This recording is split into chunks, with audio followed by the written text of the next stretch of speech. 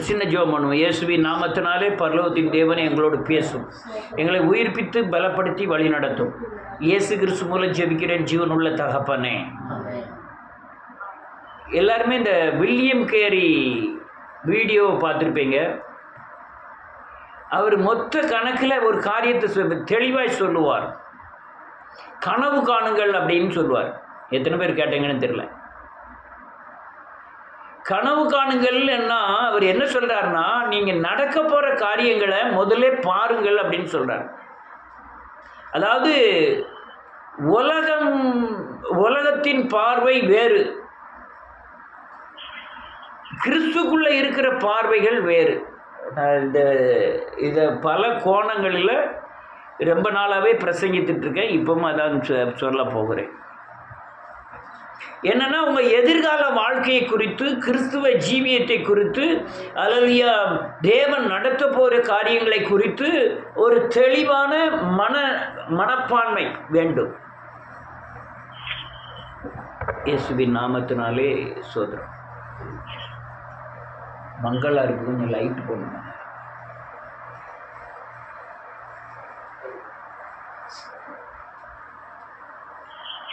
நல்ல கவனிங்க. இயேசுவின் நாமத்தினாலே ரொம்ப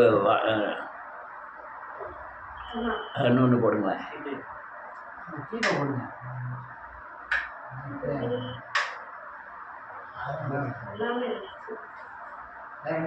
அது வேண்டாம். ரைட். இயேசுவின் நாமத்தினாலே இந்த பின்னால் நடக்க போகிறத இயேசுவை நம்பி வேதவசனத்தின் அடிப்படையில் அந்த காரியங்களை பாருங்கள் அப்படின்னு வில்லியம் கேரி சொன்னார். அவர் பெரிய ஒரு தரிசனம், என்ன தரிசனம் வைத்திருந்தார்னா, எல்லாருக்கும் பைபிளை கொடுக்கணுங்கிற ஒரு தரிசனத்தை வைத்திருந்தார். வேத சத்தியங்கள் பிரசங்கித்து வசனம் போகிறது அது ஒரு கோணம்.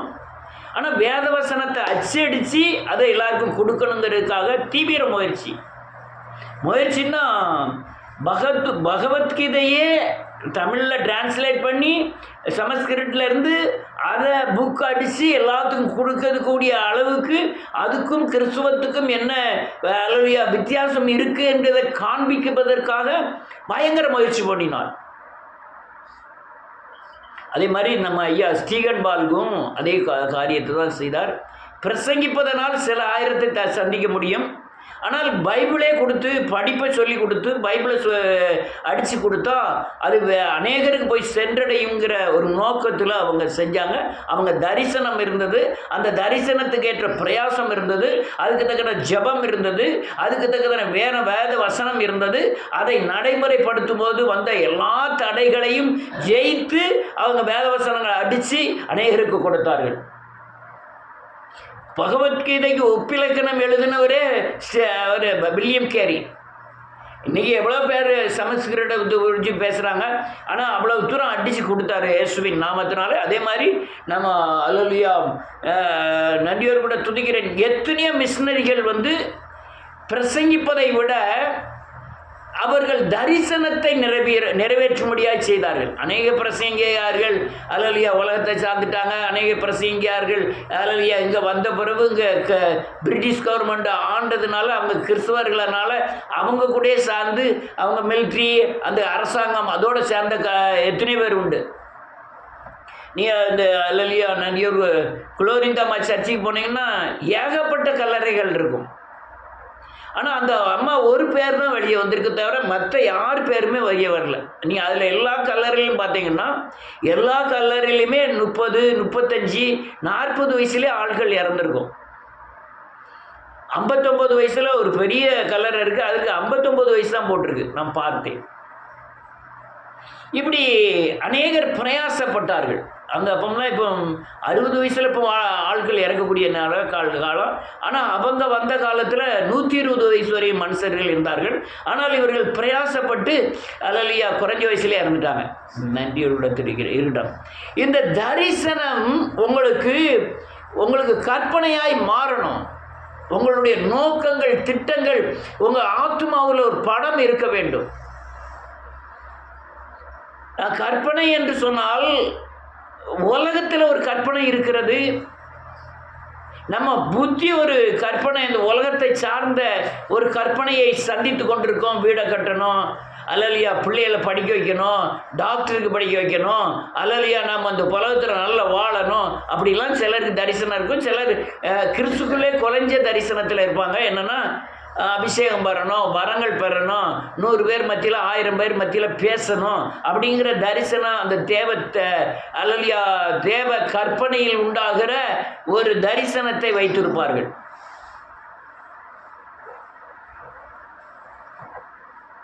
நீங்கள் கிறிஸ்துக்குள்ளே வந்து ஓட்டம் போட ஆரம்பித்தீங்கன்னா தேவ நோக்கி ஒரு கற்பனையை வைத்து தான், ஒரு எண்ணங்களிலே ஒரு தரிசனத்தை வைத்து தான் அல்லையா உங்கள் வீட்டு காரியங்களில் உள்ள எல்லா காரியங்களுமே நிறைவேறணும். எனக்கு பெரிய உடம்புல பெரிய வியாதி இருக்குது, ஆனால் நீங்கள் தேவ திட்டத்தை நிறைவேற்றும் பொழுது தான் அந்த வியாதியிலிருந்து அந்த பிரச்சனையிலிருந்து விடுதலை ஆக முடியும். நான் அநேகர்கிட்ட சொல்லுவேன், எங்கள் வீட்டில் பெரிய சாபம் இருக்கியா, எங்கள் வீட்டில் இப்படி வியாதியில் இறந்துட்டாங்க, தற்கொலையில் இறந்துட்டாங்கன்னு அநேக வீடுகளில் செல்லும்போது சொல்லுவார்கள். நான் அவங்ககிட்ட சொல்கிற ஒரே வார்த்தை, நீங்கள் இயேசுவை பற்றி இன்னொரு ஆள்கிட்ட சொல்லுங்கள், வேதவசனத்தை குறித்து சொல்லுங்கள், இப்போ ஊழியத்துக்கு பிரயாசப்படுங்க, உங்கள் சாபம் ஆட்டோமேட்டிக்காக போயிடும் அப்படின்னு அநேகருக்கு நீ ஏன்னா உங்களுடைய தரிசனம், உங்களுடைய பார்வை, உங்களுடைய கற்பனை, அந்த தேவ திட்டம் இன்னொரு ஆளுக்கு கடந்து செல்ல வேண்டும். என் வாழ்க்கையில் எல்லா காரியமும் தேவன் நடத்துவதற்கு காரணம், நான் தேவ திட்டத்தை என் தூரத்தில் பார்க்கக்கூடிய தன்மையில் வைத்திருந்தேன். அதனால தான் என்னுடைய காரியங்களை தேவன் பார்த்தார். அது வேதவசனம் சொல்லுது, முதலாவது தேவனுடைய ராஜ்யத்தின் நீதியின் தேடுங்கள், சகலமும் உங்களுக்கு கூட கொடுக்கப்படும். அநேகருடைய அந்த எண்ணத்தில் உண்டாகிற அந்த படம், அந்த கற்பனை உலகம் ரொம்ப மோசமானதாக இருக்கும். அவங்க கற்பனைக்கு ஏற்றார் போல தான் அவங்க வாழ்க்கையை அமைத்துக் கொள்வார்கள். அவங்க நோக்கம் கற்பனையாய் மாறும். அந்த கற்பனை அவருடைய இருதயத்தை ஆத்துமாய் விட்டு விலகாத ஒரு உறுதியான தன்மையாய் மாறும். வக்கீலுக்கு படிக்கணும், டாக்டருக்கு படிக்கணுங்கிறதுக்கு எவ்வளவு பிரயாசம் எடுக்கிறார்கள் மூடர்கள். படிப்பு ஒன்றுக்கு உதவாது. நான் என்னை பார்த்து அநேகர் மூடன்னு நினைக்கலாம். இல்லை, படிப்பு ஒரு கட்டமைப்பை வச்சுட்டான் பிசாசு. இங்க உலகத்தில் தேவன் தான் ஞானத்தை தருகிறவர். நான் தேவன் மேலே வைராக்கியம் இதை பேச இல்லை.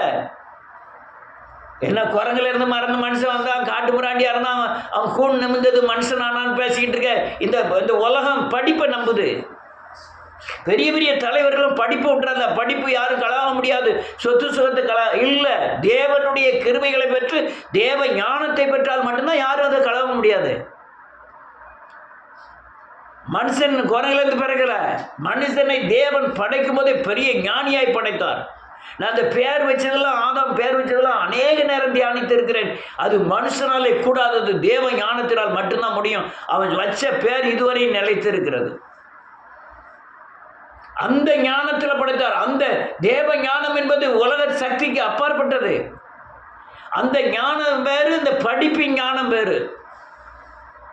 அசோகர் பவர் பண்ணார், அவர் சண்டை போட்டார், அதை கட்டினார், இதை இப்பெல்லாம் போய் பார்த்தீங்கன்னா அதில் பெரிய பெரிய பில்டிங்காக இருக்கும் அந்த இடம்லாம். அதையே நம்ம 20 வருஷமாக 20 வருஷம் 30 வருஷமாக படிச்சிட்டோம். அசோகர்னு மோலாய பேரரசு, அந்த பேரரசு, குப்த பேரரசு, அல்லையா புத்த பேரரசு, அப்படின்லாம் ஏகப்பட்ட பேரரசுகளை குடித்து படிச்சிட்டோம். பிரயோஜனம் என்ன? ஏட்டு சுரைக்க கறிக்கு உதவாது. அதனால இந்த தரிசனங்கள் புறாமே தேவ திட்டத்துக்கு அடிப்படையான ஞானத்தை பெறக்கூடிய தரிசனத்தை பெற்று நம்முடைய தரிசனத்தை நிறைவேறுவதாக இருக்க வேண்டும். ஆனால் நீ தனித்தனி முறையில் உங்களுக்கு ஒரு தரிசனத்தை, உலகத்தை சார்ந்த தரிசனம் அல்ல. வீட்டை கட்டணும், அதெல்லாம் தேவனுடைய ராஜ்யத்துக்கு உண்டான பார்வையும் கற்பனை உலகத்தில் இருக்கணும். சில ஆட்களை பார்த்துருக்கேன், உட்காந்து அப்படியே யோசனை கற்பனை உலகத்தில் பாம்பே, டெல்லி, அங்கெல்லாம் போயிட்டு வருவாங்க. அவன் எண்ணம், நோக்கம், திட்டம் எல்லாமே அந்த கற்பனை உலகத்தில், அந்த படத்தில் தான், அந்த அல்லலியா அந்த எண்ணத்தில் தான் இருக்கும் எப்பவுமே. அந்த நான் கிறிஸ்துக்குள்ளே வர்றதுக்கு முந்தி பார்த்தோம்னா நாளைக்கு செய்யக்கூடிய வேலையே இன்றைக்கி தரிசனமாக மாறிடும். நாளைக்கு இப்படியாலும் எந்திக்கணும், அந்த முடங்கு வயலில் போய் அந்த வரப்பை வெட்டணும், அங்கே போய் உரத்தை கொண்டு போய் போடணும், நடுவைக்கு ஆள் கூப்பிடணும், அறுக்க ஆள் இதுதான் ராத்திரி படுக்கும்போது என்னுடைய தேவ திட்டம் இல்லை, என்னுடைய மனுஷ திட்டமாக இருந்தது. நிறைய வேலை பார்க்குறவங்களுடைய மூளையும் அதையே சார்ந்திருக்கு. அதனால தான் இவங்க தேவனுடைய திட்டங்கள் நிறைவேறுவதில்லை. ஒரு டாக்டராக இருக்கவங்களுக்கு நாளைக்கு வியாதிஸ்தரைகளை குறித்து அவங்க மருந்தை குறித்து இந்த வியாதிக்கு இன்ன மருந்து, இதே உங்களுக்கு அவர் ராத்திரி முழுக்க ஓடிக்கிட்டே இருக்கும். ஒரு லாயரை போய் பார்த்தீங்கன்னா ராத்திரி முழுக்கும் அவர் யோசனை பண்ணிக்கிட்டே இருப்பார். இந்த கேஸுக்கு இந்த சட்டம், இந்த கேஸுக்கு இந்த சட்டம், இந்த வக்கீலை போய் இப்படி இந்த வக்கீல் இந்த ஜட்ஜி இந்த தீர்ப்பை கொடுத்தாரு, இந்த ஜட்ஜி இந்த தீர்ப்பை கொடுத்தாரு, நம்ம எடுத்திருக்க கேஸுக்கு அந்த அது அவங்க மைண்டில் ஓடிக்கிட்டு இருக்கும்.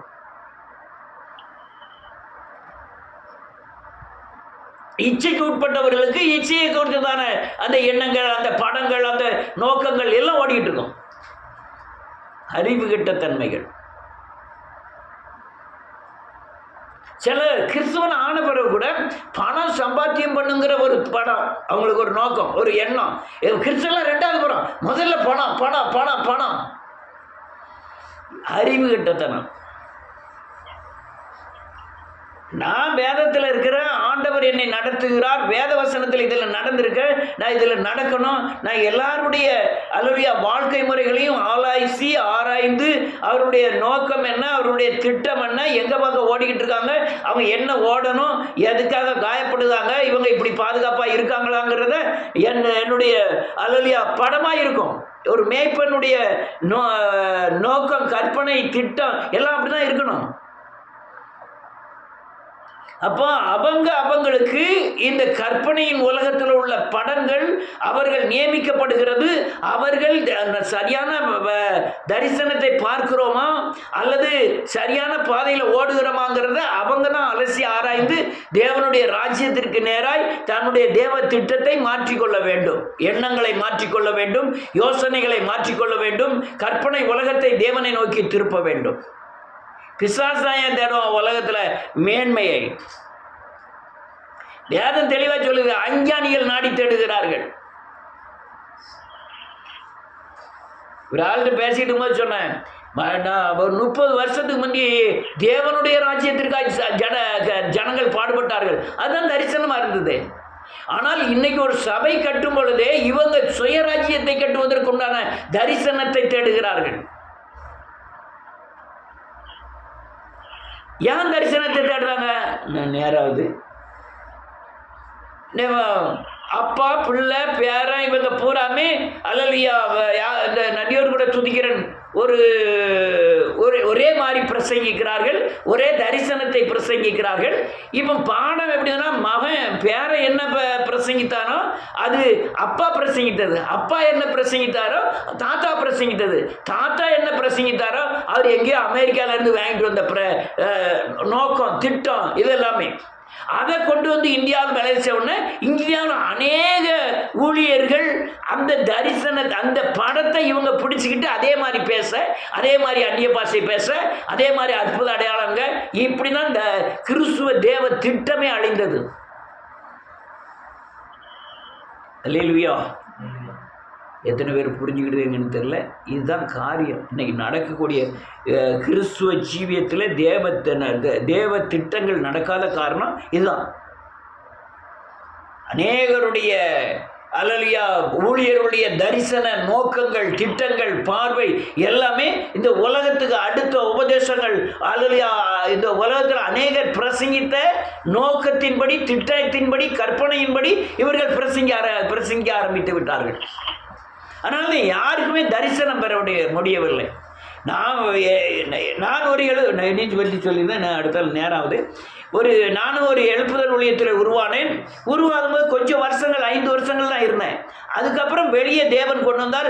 அவர் எங்கெல்லாம் என் தேவ திட்டம் மாறாது இருந்தது, என்னுடைய தரிசனம் மாறாது இருந்தது, என் நோக்கம் மாறாது இருந்ததுனால தேவன் நடத்துதலுக்கெல்லாம் நான் இணங்கி கொடுத்தேன். என்னை மட்டுமல்ல, என் குடும்பத்தையும் என் பிள்ளைகளையும் இழுத்துக்கிட்டு ஓட வேண்டியதாக இருந்தது. அப்படி பல கோணங்களில் ஓடி, ஆனால் தரிசனம் மாறவில்லை, ஆனால் எழுப்புதல் தேவ திட்டம் மாறவில்லை.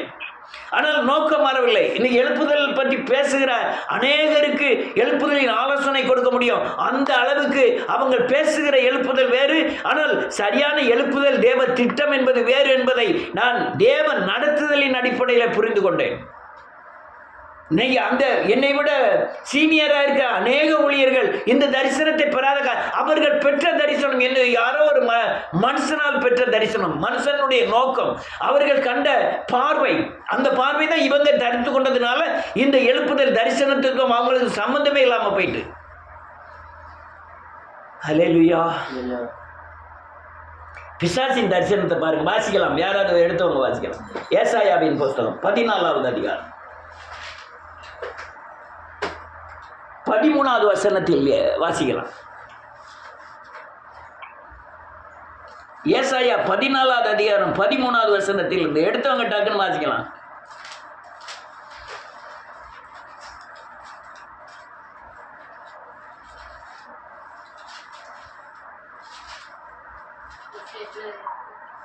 ஏசாயா 14வது அதிகாரம் 13வது வசனம்.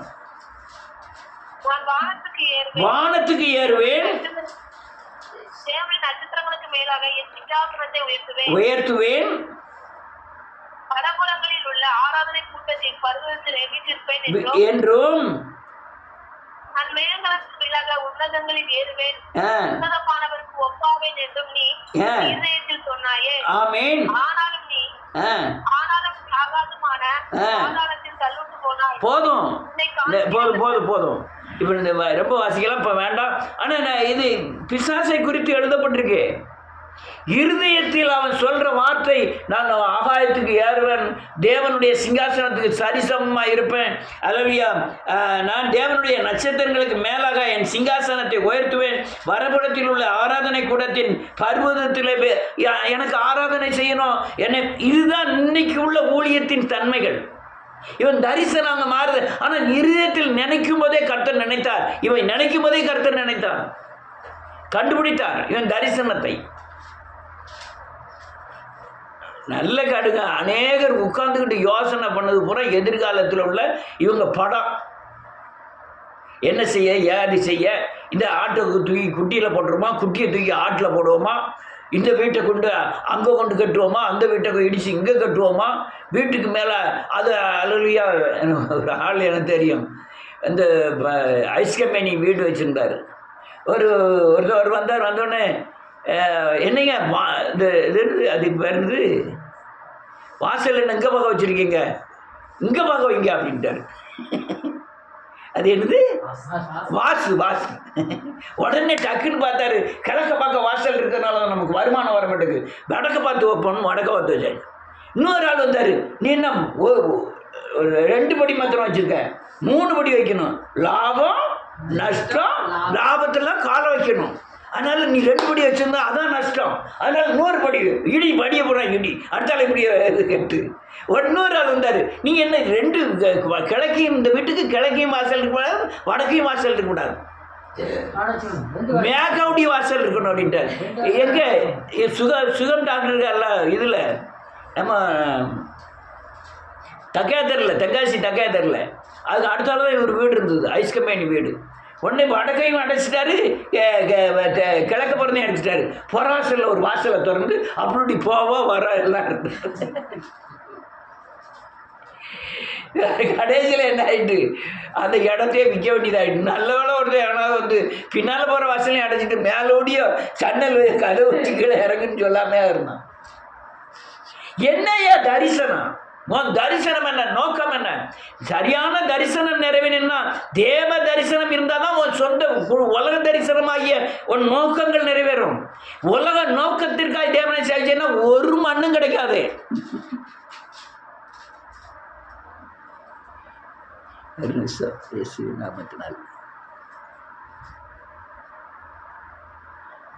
இன்னொரு தடவை போடுமா,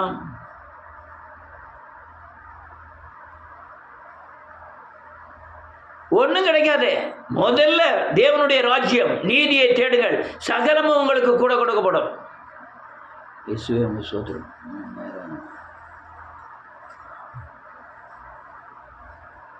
ரைட். இன்னொரு மனுஷ தரிசனத்தை பாருங்க, பாசிங்க. ஆதியாகமத்தின் புத்தகம் 11வது அதிகாரம்.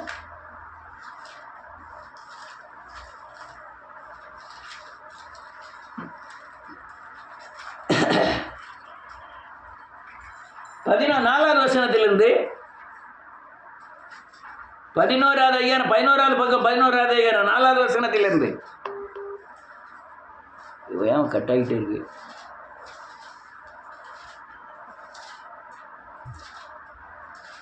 ஆதியாகமம் 11வது அதிகாரம் 4வது வசனத்திலிருந்து. யாராவது வாசிங்க.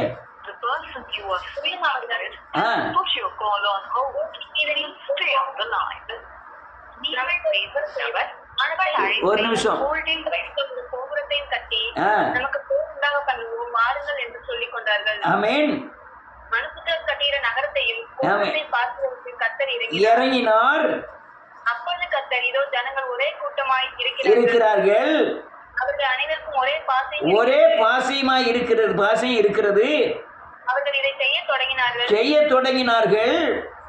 தாங்கள் செய்ய நினைத்தது ஒன்றும் தடைபட மாட்டாது என்று இருக்கிறார்கள். இதுதான் ஒரு மனுஷனுடைய தரிசனத்தின் முடிவு. நம்ம செய்ய நினைச்சது யார் தடை பண்ணுவா? நான் வானத்து ஒட்டுற அளவுக்கு பில்டிங்கை கட்டுவேன். இது இந்த பாபேல் கோபுரம் கட்டுவதற்கு உண்டான அல்லது அஸ்திபாரங்கள், பாபேல் தேசம் உருவாதுக்கு உண்டான அஸ்திபாரமே இந்த 11வது அதிகாரத்துல ஆரம்பிக்கு. ஆனால் கர்த்தர் இறங்கி வந்து பார்க்காரு, வானத்துக்கு மேலே வீடை கட்டுவேன், வானத்தை போய் நான் தொடுவேன் அப்படின்னு இவங்களுக்குள்ள பேசிக்கிட்டு தாங்க. ஏன்னா இந்த கூட்டுகள் என்ன கூட்டுகள்? ஜாதி கூட்டுகள் அல்லது சொந்த பந்தங்கள் அப்படின்லாம் சில கூட்டு சேர்றதுனால நம்மளை ஒருத்தர் அசைக்க முடியாது.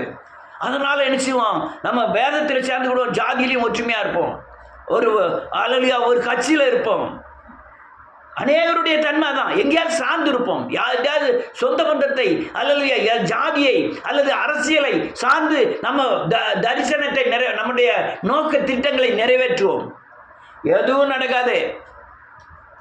பணமும் பலமும் பராக்கிரமும் தோற்று போகணும்னு சொல்லுது. ஆனால் ஒரு தரிசனம் என்ன? உன்னுடைய நோக்கம் தான் என்ன? எங்க பக்கம் ஓடிக்கிட்டு இருக்கோம்? எதை நம்பி ஓடிக்கிட்டு இருக்கோம்? எதற்காக ஓடுறோம்? எங்க பக்கம் ஓடிக்கிட்டு இருக்கோம்? நீ தேவனை பார்க்க ஓடினாதான் உலகத்தின் காரியங்கள் ஆசீர்வதிக்கப்படும். நீ ஜபம், வேத வாசிப்பு இதெல்லாம் நீ முதன்மையாக இருக்கணும். வேத வாசிப்பு, நடப்பு அல்ல எல்லாத்துலேயும் நீ முதன்மையாக இருக்கணும். அப்போ தான் உங்களோட குடும்பத்தில் உள்ள ராஜ்யங்கள் கட்டப்படும். யானாதானு தொட்டுக்க தொடக்கன்னு எங்கே பாதுகாக்கப்பட போகிறோம்? தப்பிக்கிறது சங்கடம். வந்து ஏணி தோணி ஊருகா மாதிரி ஏசுகிறதெல்லாம் வச்சுக்கிட்டோன்னா ஒரு காரியமும் நடக்காது. தீவிரப்பட்டு தன் தரிசனங்களை நிறைவேற்ற வேண்டும். அல்லேலூயா. இன்னொரு வசனத்தை வாசிப்போம். ஒரு மனுஷனுக்கு எப்படி தரிசனம்? அல்லேலூயா. பிலிப்பியரின் புத்தகம் 4வது அதிகாரம் 8வது வசனம்.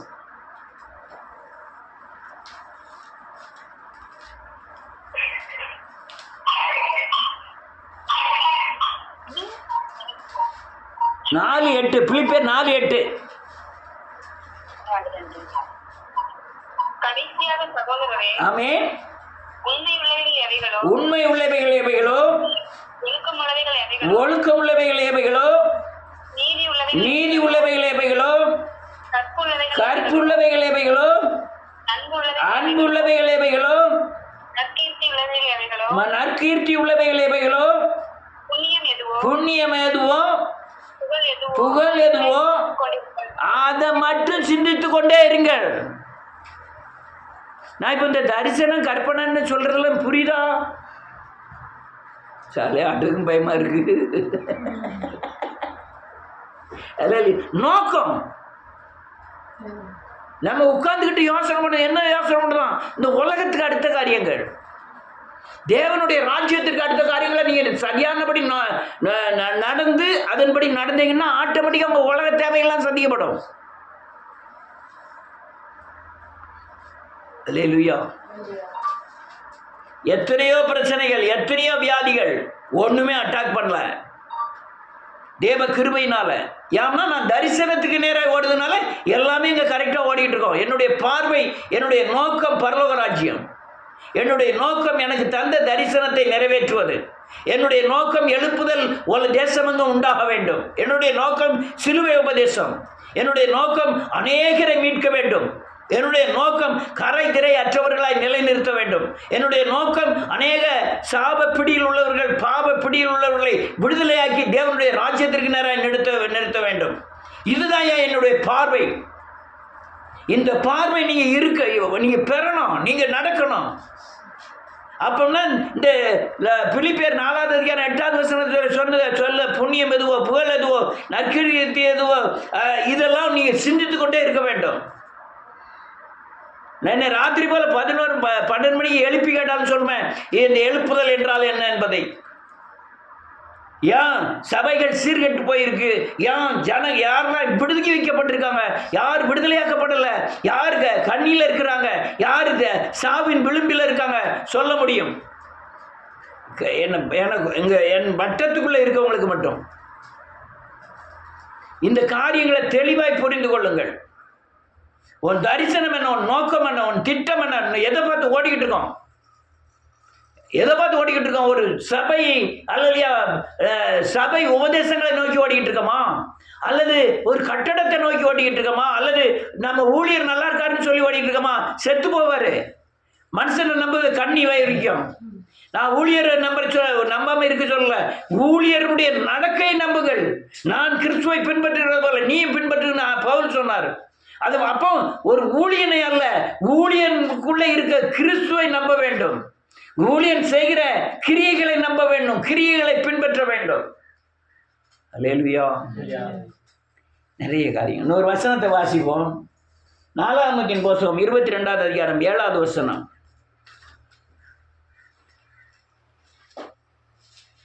ஒன்று நாளாகமம். தாவீது 22வது அதிகாரம் 7வது வசனம்.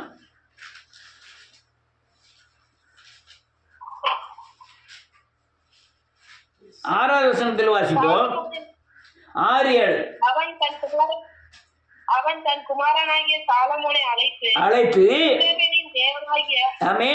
தேவனாகிய கர்த்தருக்கு ஆலயத்தை கட்டுகிறதற்காக அவனுக்கு கட்டளை கொடுத்து சாலமோனை நோக்கி, என் குமாரனே, என் தேவனாகிய கர்த்தரின் நாமத்திற்கு ஒரு ஆலயத்தை கட்ட என் இருதயத்தில் நினைத்திருந்தேன். ஆனாலும் கர்த்தருடைய வார்த்தை எனக்கு உண்டாகி, திரளான ரத்தத்தை சிந்தி யுத்தங்களை பண்ணினாய். நீ என் நாமத்திற்கு ஆலயத்தை கட்ட வேண்டாம். எனக்கு முன்பாக மிகுதியான ரத்தத்தை தரையிலே பண்ணினாய். போதும். ஆனா இந்த தேவ திட்டம், ஆலயம் கட்டக்கூடிய தேவ திட்டம், தரிசனம் எல்லாம் தாவீது பெற்றான். ஆனால் அந்த தரிசனத்தை நிறைவேற்றக்கூடாதபடி இவனுடைய நடக்கையில தவறு நடந்து விட்டது. அநேக கிறிஸ்துவ விசுவாசிகளுக்கு அல்லது தேவ திட்டத்தின்படி நடக்காம, அல்ல அந்த தேவ திட்டத்தை நடத்தக்கூடிய அந்த காரியங்களில் தடை உண்டு பண்ணது. என்ன ஜெபம் பண்ணிட்டாலும் சோத்திரம் போட்டுட்டாலும் மகிமைன்னு செலுத்திட்டாலும் எல்லாம் நடக்கும். இல்லை, நீ வேத வசனத்தின்படி நடக்கணும், தேவ திட்டத்துக்கு உட்படணும். உட்பட்டாதான் காரியம் நடக்கும். அவன் சொல்லிட்டான், அவ்வளவு சேகரித்தான். அவன் பல கிலோ டன் கணக்கில் தங்கத்தை சேர்த்தான் தாவீது. மட்டுமல்ல, அந்த மர சாமான்கள், அல்லையா பொண்ணு, கல்கள் எல்லாத்தையும் சேகரித்தான். தேவ திட்டம், தேவ ஆலயம் கட்ட வேண்டும். யார் கட்டணும் என்பது சாலமோன் கட்ட வேண்டும் என்பதுதான் தேவ திட்டம். ஆனால் ஆரம்பித்தது யாரு? தாவீது. சேகரித்தது யாரு? தாவீது. தன் மகன் சொல்றான், என் கையில ரொம்ப ரத்தக்கரை பண்றீங்க, என்னை தேவன் கட்டக்கூடாதுன்றாரு, நீ கட்டுவாயாக. தரிசனம் நிறைவேற வேண்டும். தரிசன தேவ திட்டம் யாரையாவது கொண்டு நிறைவேற்ற வேண்டும். நான் பிரயாசப்படுத்த எழுப்புதல் சத்தியங்களுக்கு, எழுப்புதல் அல்லையா ஊழியங்களுக்கு.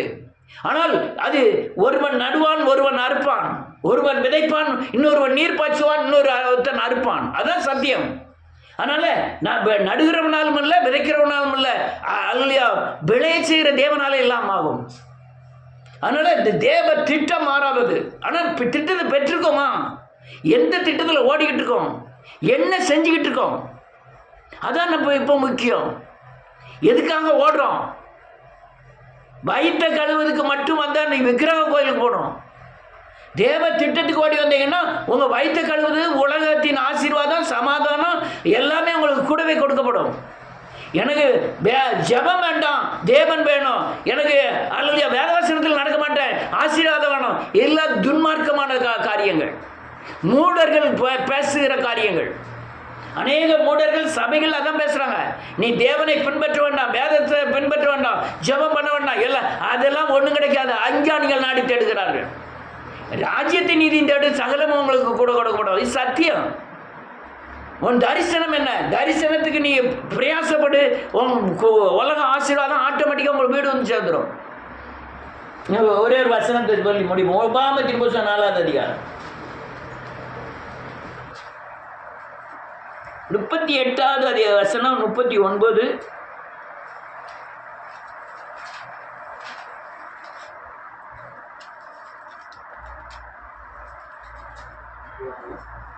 நாலாவது அதிகாரம் 38, 39, 40.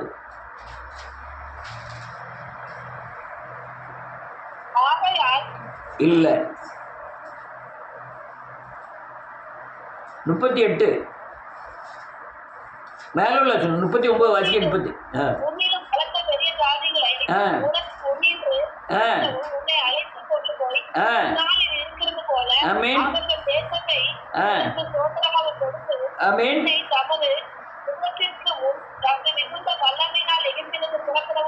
பண்ணினார்.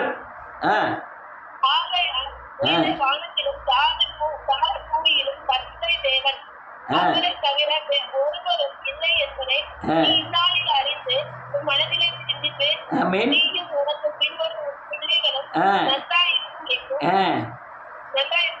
தேவனுடைய கர்த்தர் உனக்கு என்றைக்கும் கொடுக்கிற தேசத்திலே நீ நீடித்த நாளா இருக்கும்படிக்கும் நான் இன்று உனக்கு கற்பிக்கிற கட்டளைகளையும் கற்பனைகளையும் கைக்கொள்ள கடவாய் என்றார். போதும்.